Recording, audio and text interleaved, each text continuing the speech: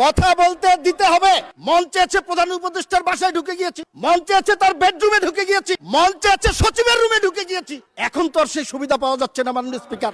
111-এর যে তত্ত্বাবধায়ক সরকার ছিল সেই সরকারটি সবাই জানেন সেনা সমর্থিত তত্ত্বাবধায়ক সরকার বলা হতো। আর গত 18 মাস যে সরকারটি ছিল সেই সরকারটিকে কিন্তু এই যে আমাদের আজকের যারা বিরোধী দলীয় নেতৃবৃন্দ আছে সেই জামাত ইসলাম এবং এনসিপি সমর্থিত সরকার হিসাবে সবাই সেই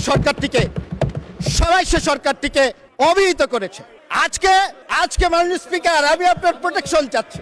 আজকে কথা বলতে দিতে হবে মাননীয় স্পিকার, কথা বলতে দিতে হবে। মাননীয় সদস্যবৃন্দ, মাননীয় স্পিকার, মাননীয় সদস্যবৃন্দ, order in the house.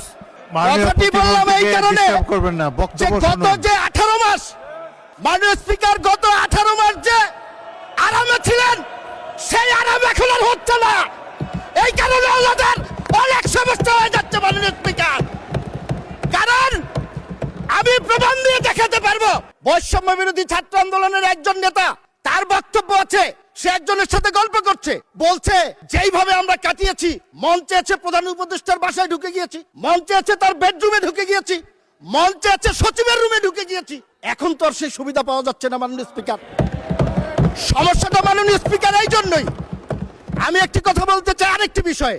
July আন্দোলন নিয়ে কথা হয়েছে, এখানে আমি অন্ততপক্ষে 3 জন সংসদ সদস্য বক্তব্য দিয়েছেন, রেকর্ড আছে আপনার কাছে। একজন বলেছে 844 জন শহীদ হয়েছেন, একজন বলেছে 1000-এর উপরে শহীদ হয়েছেন, একজন বলেছেন 1400 শহীদ হয়েছে। মাননীয় স্পিকার, আমি যতটুকু পড়াশোনা করে দেখেছি, স্বাস্থ্য মন্ত্রণালয় বিভিন্ন হসপিটালের সূত্রে পাওয়া তথ্যের ভিত্তিতে প্রথমে বলেছিল 1400 অধিক শহীদ হয়েছে এবং এটা জাতিসংঘের সংস্থা বলার চেষ্টা করেছেন। পরবর্তীতে মুক্তিযোদ্ধা মন্ত্রণালয় একটি গেজেট প্রকাশ করেছেন, সেই গেজেটটিতে অতীতের গেজেট বাতিল করে 844 জনের একটি চূড়ান্ত তালিকা প্রকাশ করেছেন।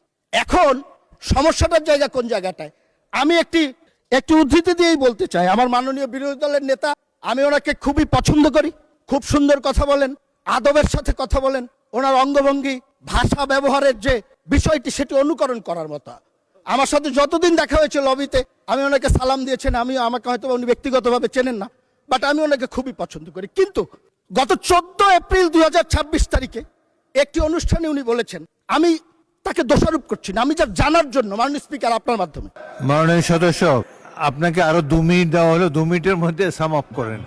মাননীয় স্পিকার, আর একটু বাড়িয়ে দেওয়া হোক। সময় তো দেয় আপনাদের হুইপরা, বাড়ানো কমানো সব মাননীয় তাদের স্পিকার, হাতে। উনি বলেছেন প্রোগ্রামটিতে 1400 শহীদের মধ্যে 1200 শহীদের বাসায় যাওয়ার সৌভাগ্য আমার হয়েছে। এখন মাননীয় স্পিকার, সরকারি গেজেট 844 জনের, উনি 1400-র মধ্যে 1200-র বাসায় কিভাবে গেল এটা তো আমি বুঝতে পারতেছি। এখন আমরা সংখ্যাটা জানতে চাই। উনি যদি যেয়ে থাকেন কোনো আপত্তি নেই, আলহামদুলিল্লাহ, কিন্তু আমরা প্রকৃত সংখ্যাটা জানতে চাই।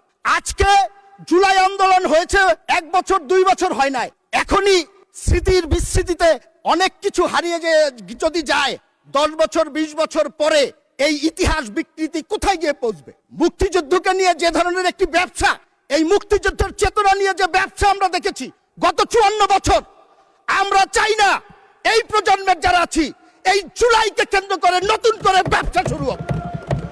এই ব্যবসা বন্ধ করার জন্য প্রকৃত ইতিহাস, কতজন শহীদ হয়েছে, তাদের রাজনৈতিক পরিচয় কি আমরা জানতে চাই। আমরা তো রাজনৈতিক পরিচয়ের কথা বলেছি। এবং উনি আরেকটি কথা বলেছেন, আমার মাননীয় বিরোধী দলীয় নেতা, শহীদরা সবাই শিক্ষিত ছাত্র বা রাজনীতিবিদ নয়, তারা খেটে খাওয়া মানুষ, সাধারণ মানুষ, ভালো কথা। কিন্তু এই শহীদদের একটি বড় অংশ আমরা সবার অবদানকে স্বীকার করি, কিন্তু এই শহীদদের বড় অংশ তো রাজনীতিবিদদের আহ্বানে এখানে শরিক হয়েছেন। এই নেতৃত্বের অধীনে এই সংগ্রামে যারা শরিক হয়েছেন তাদের অস্তিত্বকে যদি আপনারা অস্বীকার করেন। মাননীয় প্রতিমন্ত্রী 2 মিনিটে শেষ করেন এবার, ফাইনালি ক্লোজ। থ্যাংক ইউ মাননীয় স্পিকার। তাদের অস্তিত্বকে যদি আমরা অস্বীকার করি তাহলে শহীদদের উপরে